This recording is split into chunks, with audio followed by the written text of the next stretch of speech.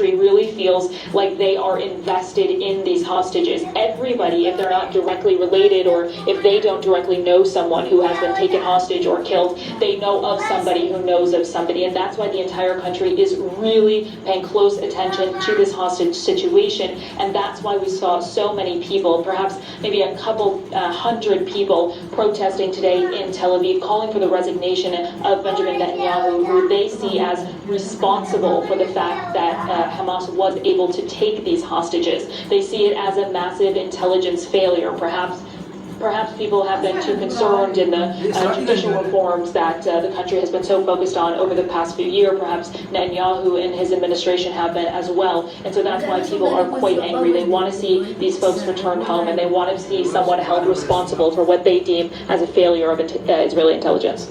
Appreciate it, Priyanka. Thank you very much indeed. Priyanka Navani in Tel Aviv. The United Nations continues to call on countries who have influence over Hamas and Israel to ask both parties to exercise restraint. Germany's foreign minister has been in Cairo saying Israel must take the greatest care for the humanitarian situation in Gaza so that the suffering of the population doesn't produce further hate. The Turkish foreign minister, Hakan Fidan, has also been in Cairo talking with his Egyptian counterpart. As Turkey, we believe that 4 points are important at this point. First of all, civilian casualties must be prevented on all sides.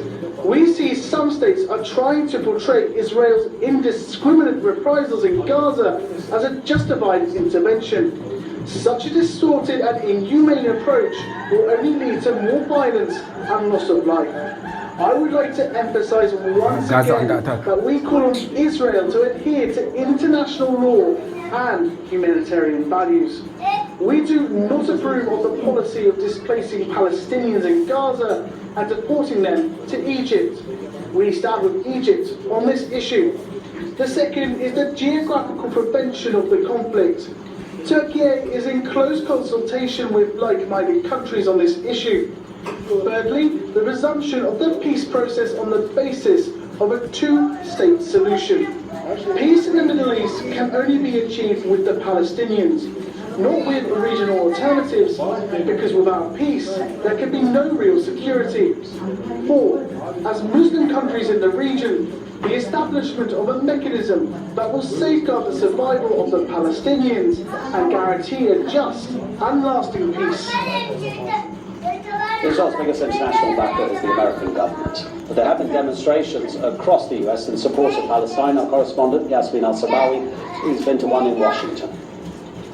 We're looking at this point at about 500 or 600 people.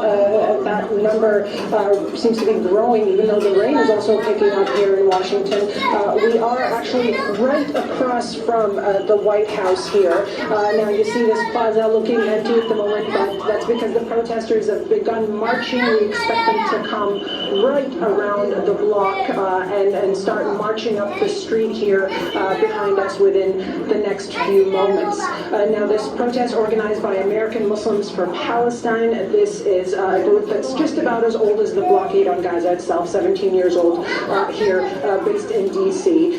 What it says it wants to do is mobilize not just American Muslims, but the public toward the advancement of Palestinian rights. The group has conducted lobbying efforts on Capitol Hill. It's of course not as deeply rooted or as well funded as these lobby groups like AIPAC that we've seen here, but this is certainly something that groups like this want to keep working toward and draw attention to, because there is this idea that maybe there aren't groups trying to advance Palestinian rights in Washington with lawmakers. We were at a pro-Israeli protest on Friday afternoon in D.C., right around the same numbers as we're seeing here, very much in support of President Biden's position. They're not calling for restraint, not calling for any kind of proportionality. What we heard from attendees there was that they wanted Israel to go all the way to do whatever it takes. When I asked about red lines, I didn't hear that they had any. That's